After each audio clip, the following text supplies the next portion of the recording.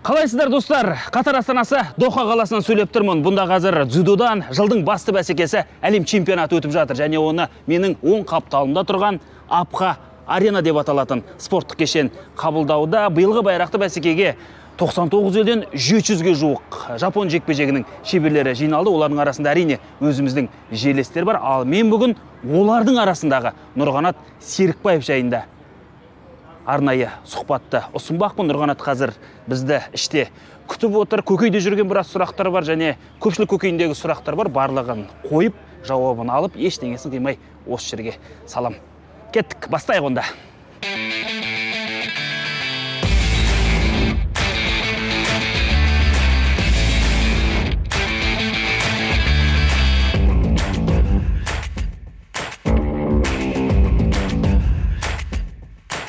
Сонымен қазір біз Доха қаласындағы Апха аренадамыз. Дзюдодан әлем чемпионаты және финал кешкі сессия. Нұрғанатты осы жерден ғана кездестіруге болады. Өйткені әртүрлі қонақ үйдеміз және спортшылар бөлек, енді бақ қызметкерлері бөлек. Қалай жалпы көңіл күй қалай, енді жарыс күні өтті ғой? Бәрі жақсы. Мен бұл жарысты 7-ші орынмен аяқтадым.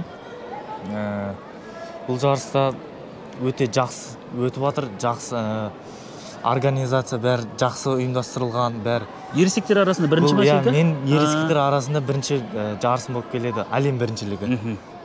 Қалай екен енді? Салыстырмалы түрде деймін ғой? Салыстырмалы түрде енді бірінші рет күрестім, бұнда ауыраны көрдім. Және де мен бүкіл қарсыластарым мықты олимпиаданың жүлдегерлері, олимпийский чемпионмен шықтым. Бұлармен шығу маған үлкен тәжірибе болды. Әдегеннен кімді алдың ғой? Тайпейлік екінші айналымда кездестің ба? Екінші айналымда кездестім Тайпейлікпен. Тайпейлік Ян Кингуэй. Оң қолын басуға біз тактика қойып шықтық. Бәрін орнына қойдық. Одан кейінгі жекпе-жегіңде, енді кездесуде жапониялық Такато, Жапониялық Такато. Олимпиада чемпионы. Қалай болды омен? Омен сәл Ян Кингуэймен күресіп, әр схватканың арасы уақыт тығызда болып қалды негізінде. Адам аз, күніне бір салмақ болады.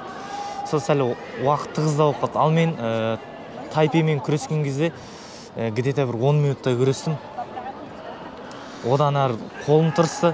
Бірақ біз бұл жарысқа функционалық тұрғыда да, физикалық тұрғыда да жақсы дайындалып келдік жалпы. Өзім мүлдем физикалық тұрғыда да, функционалық тұрғыда да ешкімге есе жіберген жоқпын негізі жалпы. Бірақтан сәл қолдарым тырыс, оны спортсмендер түсінеді, қол тырысып кішкене сондай болды. Бірақ соны бастан ете алмай қалдым, қолым тырысқан. Әр жекпе-жектің алдында Елдос қасыңа келіп ақыл кеңесін айтып отырғанын көрдік, бірге талқылайсыздар. Сол кезде Такато аяқпен шалып қалды ма сені? Соны көрсетіп жатты ғой, оның осыған түсіп қалма деп. Соны бәрін көрсетіп жатты. Бірақтан ол Такато былай айтқанда солақайда. Мен солақайымды захватымды алып алды да, соның аяғымды ілді. Мен негізінде өзім қателігім аяғымды көтермеу керек екенін. Көтерген кезде ол моментті пайдаланып тұр ғой, былай айтқанда. Түсінікті.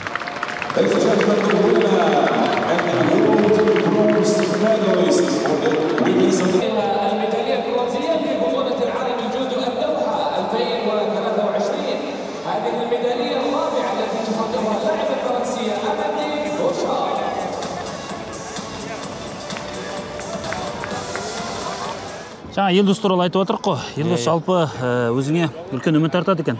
Үміт артқанда қалай ставка қояды дей ме? Лайықты ізбасарлар өсіп келе жатыр деп кеше өзіңді мысал қылды. Және тек қана Нұрғанат емес, басқа да 60 келіде жеңіл салмақтарда өте үлкен деп бәсекелестік. Сенің пікірің қалай деймін ғой, жалпы бұл жауапкершілікті түсінесің ба? Ізім басу деген енді оңай емес, соны алып жүру. Ізім басу оңай емес, ол өзіміздің басымызға жүктелген үлкен бізге жауапкершілік ол. Оны алып қалу өте қиын деп ойлаймын. Осындай мықты әлемдік қас шеберлермен әрдайым ұтып жүру ол мықты мастер, былай айтқанда мастер дейді ғой. Сол Алла қаласа соған бейімделіп жатырық енді ауға. Жалпы соған дайындалып жатырық енді. Жасың қазір 20-да ғой? Қазір 20-да, иә. Міне жақында ересектерге ауыстың. Иә. Биылдың өзінде 4 жарысқа қатыстың ба? Биылдың өзінде, иә, 4 жарысқа қатыстым. Ересектер арасында осындай үлкен додаларда. Емес пе? Физикалық тұрғыда ауыр емес пе, жүктеме? Физикалық тұрғыда сәл ауырлау болды енді. Осы 1-2 айда 3 жарыс күресіп кеттім. Соны айтам. Иә. Сәл ауырлау болды осы әлем чемпионатына. Оны біреу сені қинап апара ма? Әлі өз өзіңді қамшылайсың ба? Жоқ, бұл жерде ешкім қинамайды. Мен жаспын ғой, жас болғасын қазір опыт жинап жатырмын. Бүкіл немен үйс күрескен маған да жақсы. Мысалы мен отказ бермеймін ешқандай жарыстан. Бұндай жарысқа күресу мен үшін тәжірибе ол мен жас кезімде.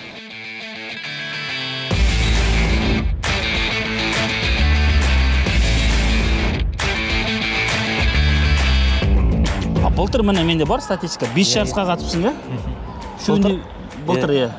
Былтыр. Жастар арасында? Жастар арасында, иә, әрине.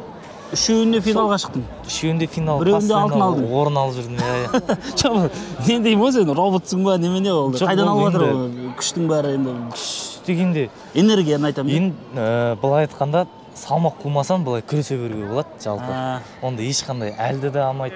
Кәдімгі күніге біздің тренировкамыз, мысалы біз тренировкада жоқ дегенде 6-7 схватка істейміз. Мына жерде бар болған бір 5 схватка. Күнделік тренировка сияқты да олай былай айтқанда. Ондай аса бір қатты. Енді салмақ жағынан қарағанда енді салмақ постоянно қуып отырсаң енді ол ауыр. Ол ауыр.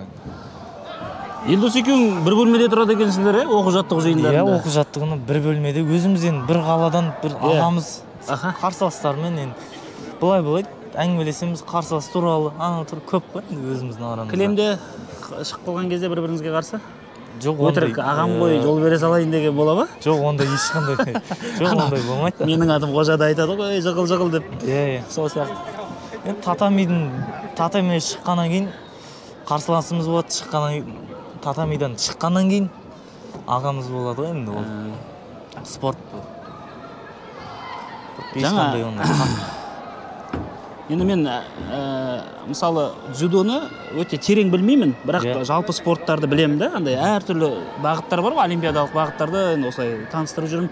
Сол кезде бір байқаған, жаңа елдостар келіп айқалап, мына жақта қиқулап, қолдап, анау жаңа жансай айтады, мен оның бәрін естідім, мен қабылдаймын дейді да. Енді маған енді сол бір қызық көрініс болды.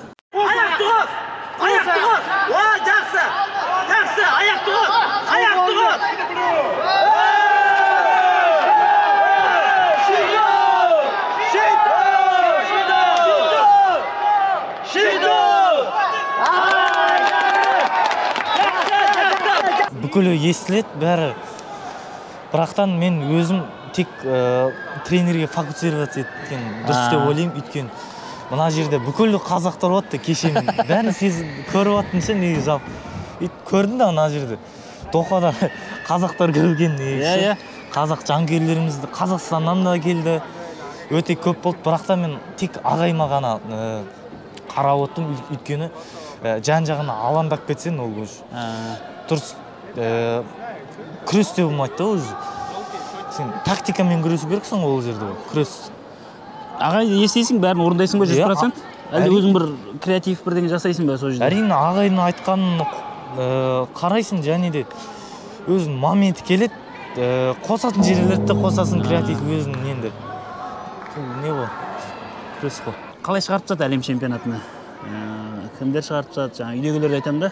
Ондай мүмкіндік бар ма? Үйдегілер мүмкіндік. Мен бір ай бұрын үйден кеттім. Содан жарысқа бір кетесіздер? Звордан. Жалпы бір жылдың неше күнде үйде боласың ауылда? Бір жылдың шыны керек бір.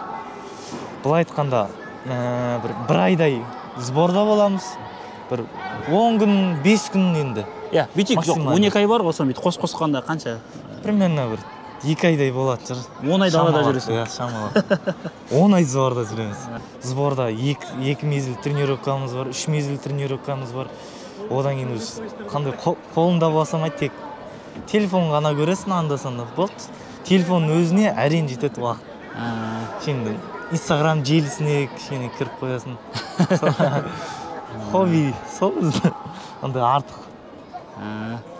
Жақсы. Тараз жігіттері көкпарға жақын болады. Иә. Футболға жақын болады. Оңтүстік жақтар көкпарға жақын болады. Жалпы өзім көкпарға ондай қатты не істей бермеймін. Ол көбінесе андай травма болатын спорт та, соған қатты жолағым келмейді әйтпесе. Қазір травма мазаламай ма?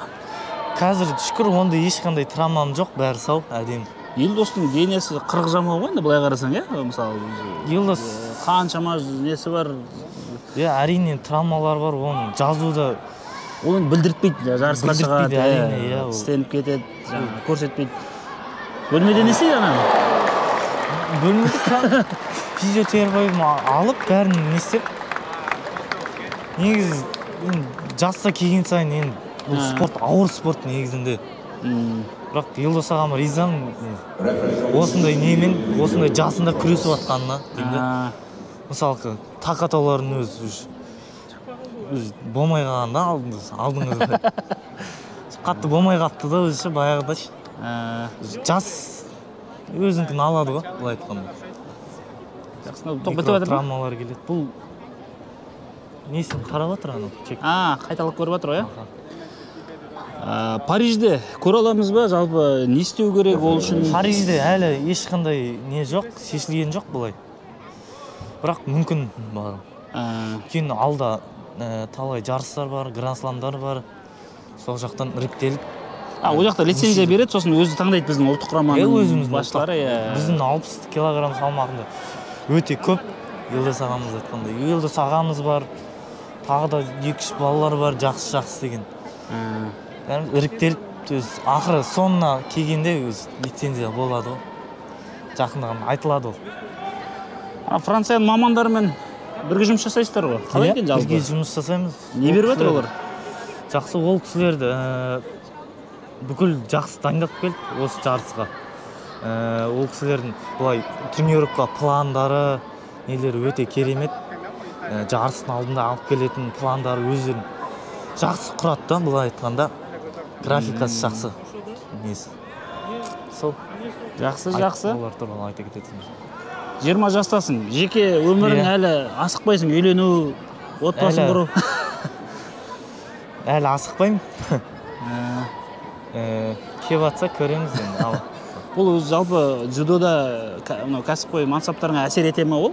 Отбасы құрғанда? Ешқандай әсер етпейді бұл. Наоборот, үйленсең мотивация болады, не болады, ол ешқандай не істемейді. Так, қалай айтсам.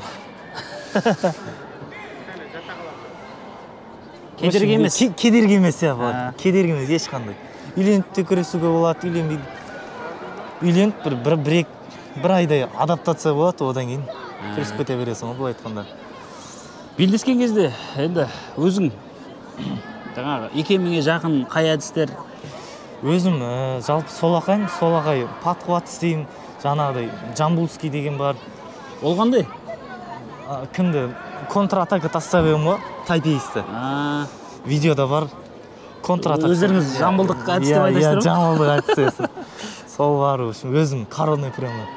Жаттығуда соны жетілдіре бересің бе? Терің әлде жаңа нәрсе керек емес қой енді? Әрине, енді бір бағыт шығар. Болды, бір бағытқа түсін. Өзім күресімді қойдым, и соны жетілдіріп жатырмын. Бұлай сәл ошибкаларыма жұмыс істеп жатырмын. Өзім ошибкаларымды іздеп жатырмын. Өзім минустарымды азайтып жатырмын, бұлай айтқанда. Плюс ешқайда кетпейді, минусты азайтып жатырмын. Мынау жасалып жатқан жағдай көңілінен шыға ма? Андай айлық аласың ғой, ұлттық құрамадан, облыстан. Саған басқа жұмысты уайымдамай, сонымен өмір сүруге жете ме өзіңе? Әрине, қазіргі таңда өзіме жетеді бәрі. Қазір жаспен ешқандай қажеттілікте келген емес маған. Отбасым да жоқ пағышта. Үйленгеннен кейін болмаса. Қазір біз енді 66 келідегі финалды күтіп отырмыз ғой, ерлер арасындағы. Қос мықты бітіспес қарсыластар. Жалпы бүкіл әлем күтіп отыр ғой, өзің айтып отырсың жаңа тарихи бір андай дейді. Легендарный жекпе-жек, көргенде арманда, көрмегенде арманда деп. Біздер мынау қазақтардың арасындағы легендарный кездесулер қашан болады осы әлемдік деңгейде? Жалпы біз шыға аламыз ба? Әрине. Қолдан келетін шаруа ма негізі, әлде ол арман ба жай? Қолдан келетін шаруа ол. Сәл уақыт керек деп ойлаймын оған. Жақында бізде 1-2 жылда сондай жақсы схваткалар береміз деген үміттемін. Сондай. Олимпиада чемпионы, әлем чемпионы бірге кездесіп жатыр дегендей. Ол міне сіздердің толқындарыңыз істей алады, иә осы? Иә, әрине. Біздің толқын ондай істеуге мүмкіндік бар. Такатоны келесі кездесуде аласың ба? Келесі кезде әрине онда моментін ұстауға болады. Жоқ, нені ескердің деймін ғой өзіңе? Қалай күресу керек екен онымен? Мен біраз нәрсе ескердім, бұл айта кететін болсам, өзім зақылатымды алу керек екен. Өзім ана Ян Юнгуай деген сәл қолым тырысып, уақыты тығыз болғаннан кейін сәл дұрыс восстановить ете алмай қалдым да, әйтпесе Такатонда да ұтуға болатын еді. Такато ойын бәле болды, бірсе Елдостың жолын кеседі, бірсе сенің жолын кеседі. Жоқ, әлі ешқандай мен кескен жоқ. Алла қаласа бұдан да мықтырақ болып келемін. Енді биылға жоспар, өзі жыл басталмай жатып 4 жарысқа қатысып тастадың. Жыл соңына дейін не болады мынау? Қанша жоспарың бар? Және міне биыл жылдың соңына дейін. Қазіргі таңда паузалар болады. Ертең Астанаға бір күресем, 4-тен бір. Астанада Гранд Слам өтеді, сол айтып отырсың, алғаш рет өтеді елімізде. Алғаш рет өтеді, бұл да біз отандық спорт үшін тарихи спорттық шара, бұрын соңды болмаған. Сен өзің қатысасың ба бұйырса? Өзім қатысам, және де басқа спортшыларға да бұл жақсы мүмкіндік. Мотивация. Мотивация. Бүкіл жастарымызға да болашақ өсіп келе жатқан өзіміздің кішкентай жастарымызға да өте қатты пайда береді деген ойдамын мен. Өйткені бүкіл біздің күресімізді осындай жапондардың күрестерін көріп, әрине өседі ғой бала. Шынайы көргеннен, видеодан көрген екеуі бөлек болады. Жыл соңына дейін бір қандай мақсат қойып отырсың қазір? Рейтингте қай жерге жету керек? Рейтинг былай жетейін деп ондай мақсат жоқ. Бұл жарыстардан орын алу болып тұр қазіргі мақсатым. Максималды қатысып, тәжірибе жинап, және де орын алу болып тұр данный моментінде. Жақсы, Нұреке, рахмет сұхбатыңа. Рахмет. Уақытыңды бөліп, рахмет. Біраз мазаңды алдық. Ешқандай не жоқ. Міне осындай біздің ұлттық құрамада жігіттер өсіп келе жатыр. Енді барынша біздің мақсат ақпараттық жағынан қолдау, таныту, жалпы көрсету. Өзім де енді біліп жүрдім да сырттай. Жақынырақ танысайын деп кеше Ғалия Тыныбаевамен де осылай сөйлесіп, біраз әңгімелестік. Ол да ашылып, жаңа қырынан танылып жатыр. Айтпақ сілтемесін қалдырайын төменге, описаниясына. Және алдағы уақытта кімдерді көргіңіз келеді, пікір қалдырыңыздар.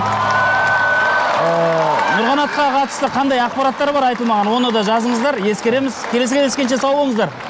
Сау болыңыздар.